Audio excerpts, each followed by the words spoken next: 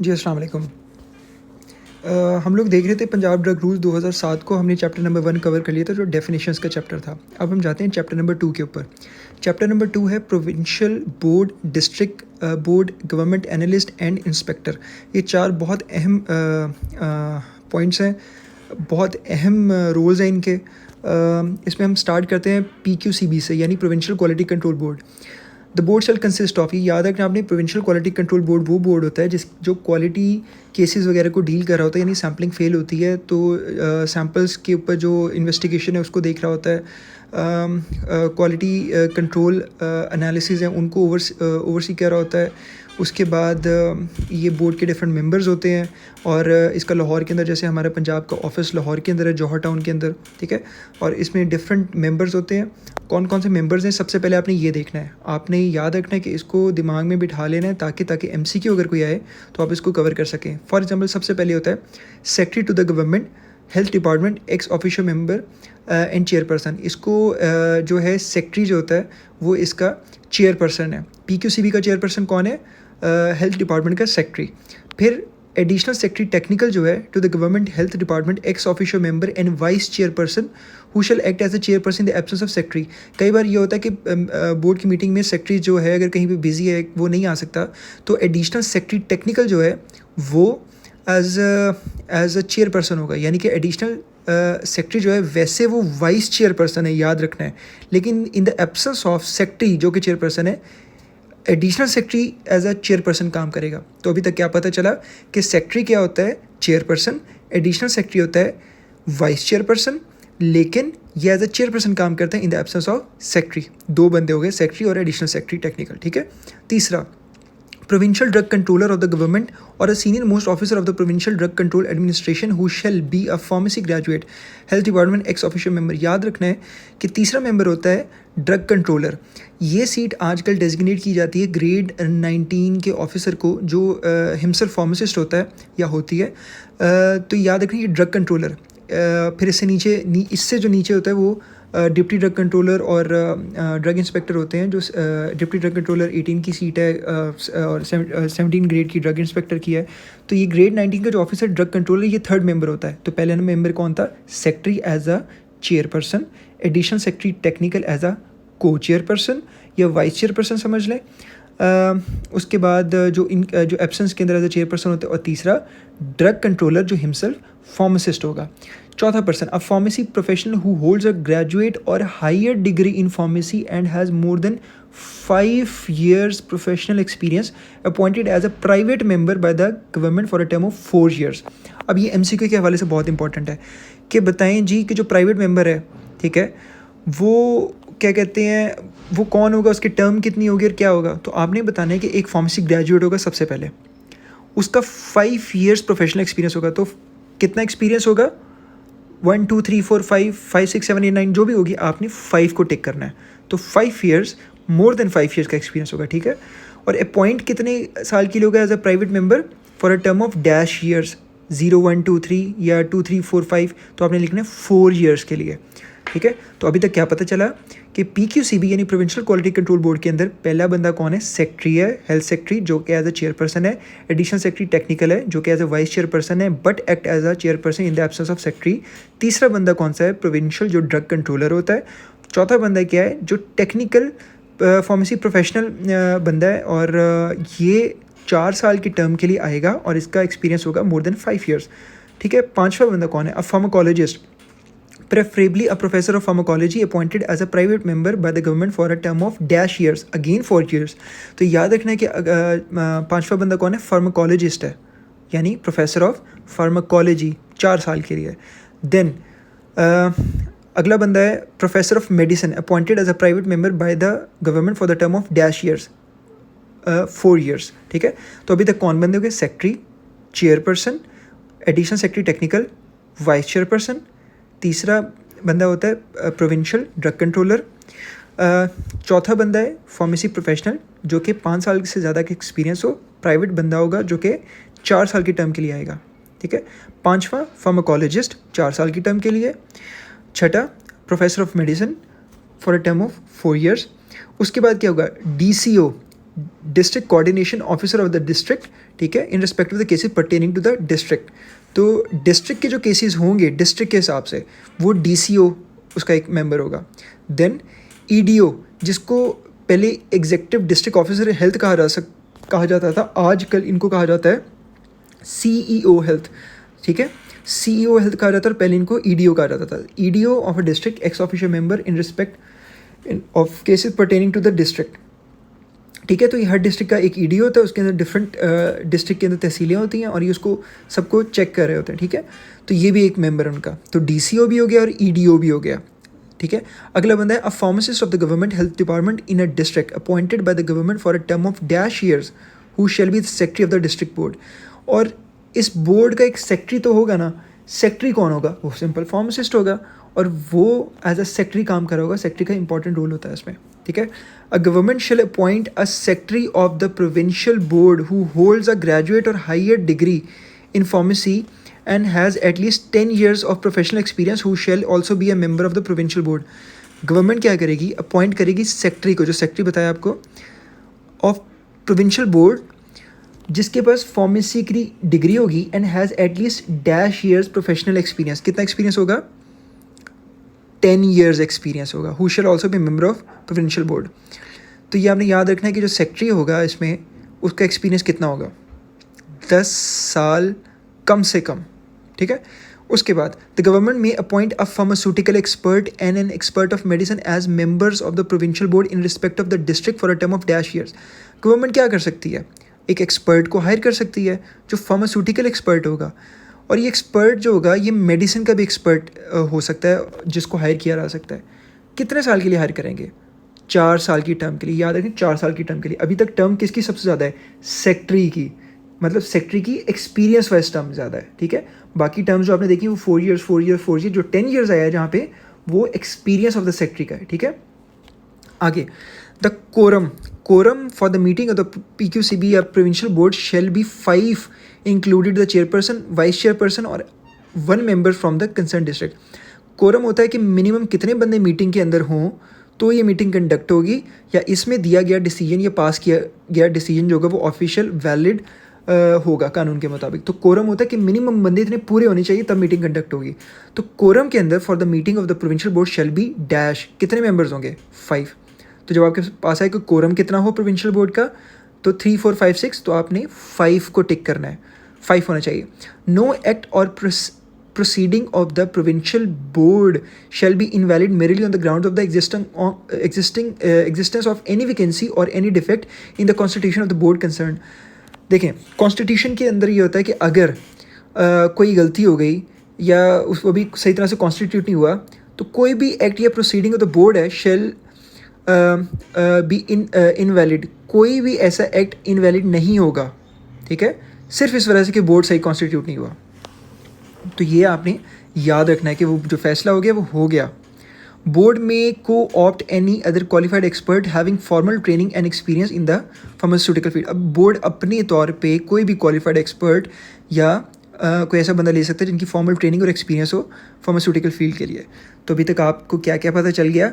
Secretary, chairperson, additional secretary technical, vice chairperson, लेकिन act as a chairperson in absence of chairperson जो secretary था।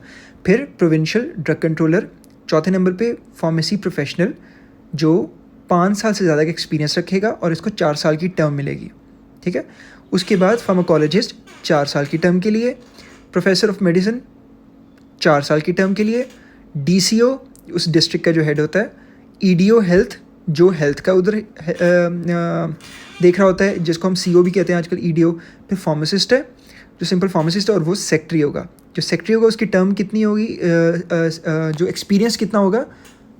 10 years, ठीक है, at least 10 years। और उसके बाद वो हायर क्या कर सकते हैं? वो फार्मास्यूटिकल एक्सपर्ट हायर कर सकते हैं अपनी उसके लिए। और कितने साल का इनका भी टर्म होगा? 4 years का। कोरम कितना होना चाहिए? 5 years का कम से कम, ठीक है। उसके बाद जो भी इसमें पास होगा वो माना जाएगा, वैलिड रहेगा। और अपनी आसानी के लिए वो कोई भी और बंदा हायर कर सकते हैं for training and experience in the pharmaceutical field. अब ये था प्रोविंशियल बोर्ड, ठीक है, इसको आपने लिख भी लेना, याद भी कर लेना। अब आते हैं हम डिस्ट्रिक्ट बोर्ड के ऊपर, ठीक है। जो डिस्ट्रिक्ट बोर्ड है इसमें याद रखना है कि subject to the section number 11(6) of the act the provincial board may constitute a committee in the district to be known as DQCB। जो डिस्ट्रिक्ट का बोर्ड होता है ना, ये कमेटी बनाता है, इसका नोटिफिकेशन होता है, उसको हम कहते हैं DQCB यानी डिस्ट्रिक्ट क्वालिटी कंट्रोल बोर्ड। ठीक है, DQCB कहते हैं डिस्ट्रिक्ट क्वालिटी कंट्रोल बोर्ड। अब इसमें मेंबर्स होते हैं, कौन कौन से मेंबर्स? DCO पहला बंदा DC होगा यानी डिस्ट्रिक्ट कोऑर्डिनेशन ऑफिसर पहला बंदा होगा। ठीक है, फिर EDO हेल्थ होगा दूसरा बंदा, तीसरा बंदा pharmaceutical expert in the district appointed by the government under rule 3(3). ठीक है, उसके बाद चौथा बंदा कौन होगा? N expert of the medicine in the district appointed by the government. ठीक है, वो भी 3(3) के अंदर जो है, ये भी प्राइवेट मेंबर होता है। तो अभी तक कितने बंदे आ गए? DQCB के अंदर यानी डिस्ट्रिक्ट क्वालिटी कंट्रोल बोर्ड के अंदर DCO, EDO health, pharmaceutical expert और चौथा बंदा मेडिसिन एक्सपर्ट। पांचवा बंदा कौन होगा? सेक्रेटरी ऑफ द कमेटी, क्योंकि सेक्रेटरी तो इंपॉर्टेंट है, तो सेक्रेटरी ऑफ द कमेटी तो होगा। अब इस सेक्रेटरी को हम सेक्रेटरी DQCB का भी कहते हैं। ठीक है, सेक्रेटरी DQCB भी कहते हैं। उसके बाद the government shall appoint a secretary of a district board who holds a graduate or higher degree in the pharmacy and has at least 5 years professional experience। जो सेक्रेटरी DQCB होगा उसका कितना experience होना चाहिए? जैसे PQCB वाले का 10 साल था, इसका होना चाहिए 5 years। ठीक है, उसके बाद quorum for the meeting of a district board shall be 4 including 1 private member. Quorum कितना होना चाहिए? 4। PQCB का कितना था? 5। A district board shall perform its function under the general supervision and subject to the control of the provincial board. The provincial board may issue direction or instruction in a district board। ठीक है, ये आपने याद रखना है कि ये provincial board था और डिस्ट्रिक्ट बोर्ड था। ठीक है, ये आपने याद रखना है इस चीज़ को।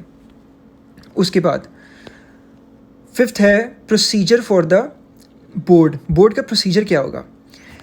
अब ये इसको हम साथ पढ़ते हैं और आपने सिर्फ याद रखना है MCQs के लिए। इंस्पेक्टर और अ गवर्नमेंट एनालिस्ट, जो इंस्पेक्टर गवर्नमेंट एनालिस्ट है, shall submit monthly report on the form number 1।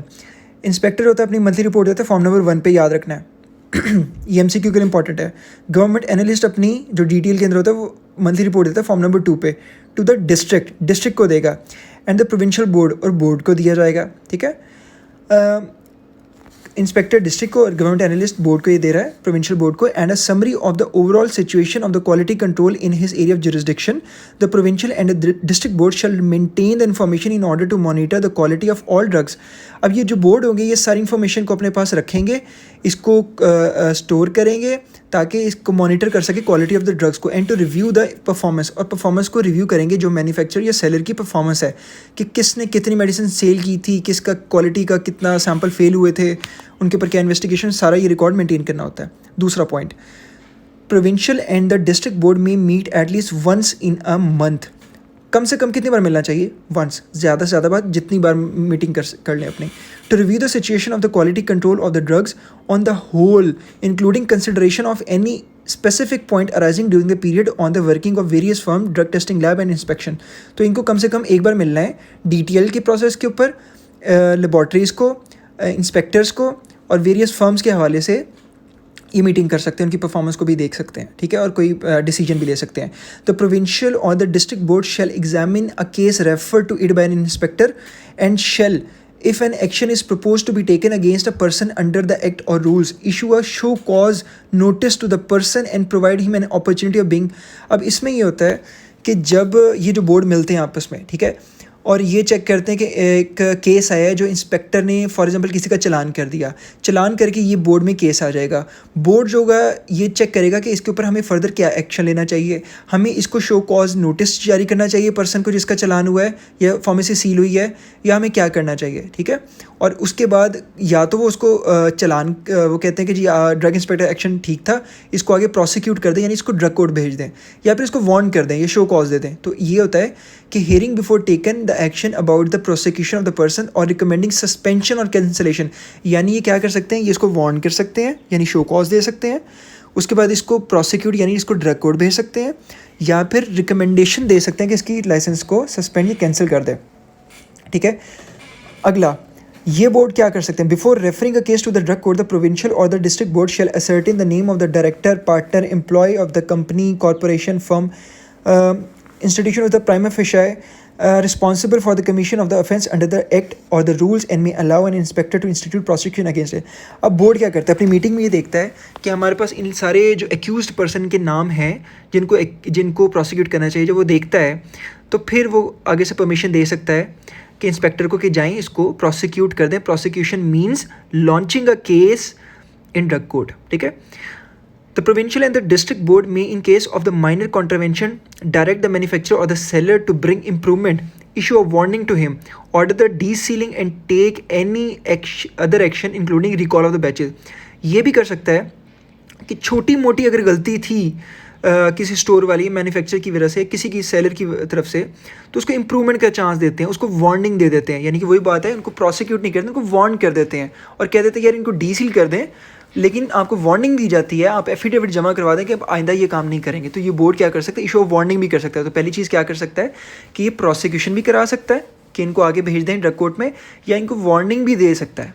अगला, तो the provincial and the district board may forbid a person, मना कर सकता है for a period not exceeding 3 months, 3 महीने के लिए, from removing or disposing of the drug article or other thing likely to be use as evidence in an offence under drug act and the rules. अब इसमें ये होता है, for example एक बंदे की फार्मेसी को सील किया गया, उस फार्मेसी के अंदर बहुत सारी मेडिसिन्स थी. जो ड्रग इंस्पेक्टर होता है ये बोर्ड को सीलिंग की एक्सटेंशन मांगते हैं. तो बोर्ड के पास ये अथॉरिटी होती है कि 3 महीने यानी 90 डेज़ के लिए, यानी 89 डेज़ तक के लिए उसको एक्सटेंशन दे दे कि आप ये सील ही रहेगी, और उसके बाद ये जब 90 डेज़ हो जाते हैं तो ये एक्सटेंशन ख़त्म हो जाती है. ठीक है. तो ये उतनी देर में उन 90 डेज़ के अंदर ड्रग इंस्पेक्टर एक्सटेंशन लेके बोर्ड से अपनी इन्वेस्टिगेशन को कंप्लीट करता है और फिर केस को सबमिट करवाता है बोर्ड में, और बोर्ड आगे उसको देख के बता देती है कि इसको वार्न करना है या इसको प्रोसिक्यूट करना है. ठीक है. तो ये हमारा हो गया. अब क्वालिफिकेशन ऑफ द इंस्पेक्टर, और हम गवर्नमेंट एनालिस्ट पढ़ेंगे. देखें क्वालिफिकेशन क्या है. No person shall be appointed as an inspector unless he holds a degree in the pharmacy, कि वो फार्मेसी ग्रेजुएट हो किसी एक फार्मेसी यूनिवर्सिटी से, फार्मेसी काउंसिल से वो रजिस्टर्ड हो. ठीक है. उसके बाद पॉइंट नंबर 2 देखें. No person shall be appointed as a government analyst, जो डिटेल के अंदर गवर्नमेंट एनालिस्ट होते हैं, unless he holds a degree.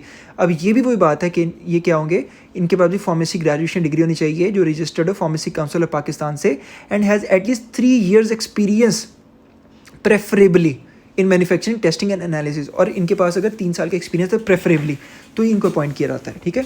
अब ड्यूटीज़ ऑफ इंस्पेक्टर क्या है, ये बड़ा इंपॉर्टेंट है, ये आपने याद रखना है. ड्यूटीज़ ऑफ इंस्पेक्टर ये होती हैं कि subject to the instruction of the licensing authority the inspector shall, पहला inspect a medical store, medical store को जाके इंस्पेक्ट करेगा.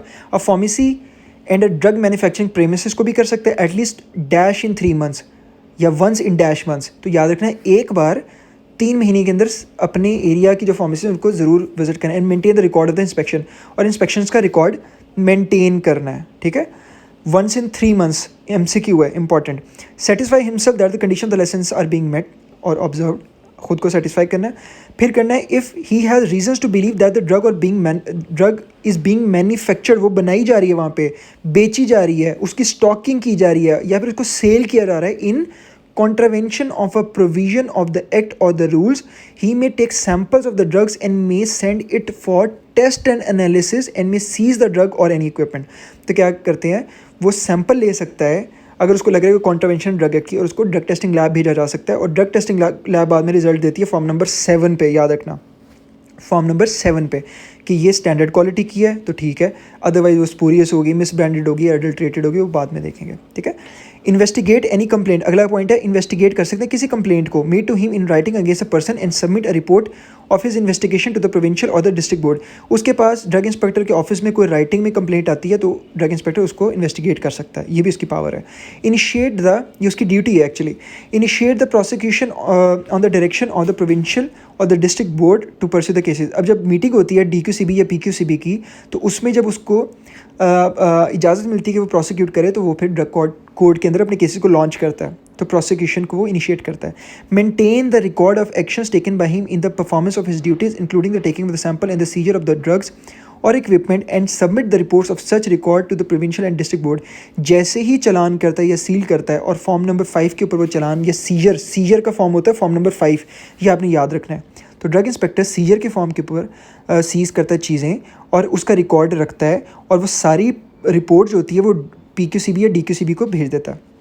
Stop the manufacture of the sales of the drugs being carried in contravention of the act and rules. ठीक है, manufacturing को भी stop करवा सकता है, ठीक है, करता है वो अगर वो कॉन्ट्रावेंशन के साथ हो रही है। Inspect a place of the licence under the act or the rule before the renewal of a licence. ठीक है, अगर रिन्यूअल जो है ना नहीं हुआ तो रिन्यूअल के लिए भी वो किसी फार्मेसी को चेक कर सकता है और उसको फिर गो अहेड भी दे सकता है बाद में कि इसको रिन्यू किया जाए। अगला क्या, prohibition of the disclosure of information except for the purpose of official business, याद रखें, or when required by the court, यानी ड्रग कोर्ट और कोई court. An inspector or the government analyst shall not disclose any unauthorised person any information acquired by him in the course of his official duties, वो कभी किसी को ना बताए। ठीक है। 9, फॉर्म और order not to dispose of stock. An inspector requiring a person not to dispose of a drug shall make an order under the section 18(1)(I) of the Act in Form 3। अब form number 3 होता है जो कि drug inspector उसको fill करता है और उस बंदे को दे देता है कि आपने जो मटेरियल इसको डिस्पोज ऑफ नहीं करना, क्योंकि वो एज एन एविडेंस होता है। तो क्या है, फॉर्म नंबर 3 क्या होता है, नॉट टू डिस्पोज ऑफ का फॉर्म होता है। ठीक है।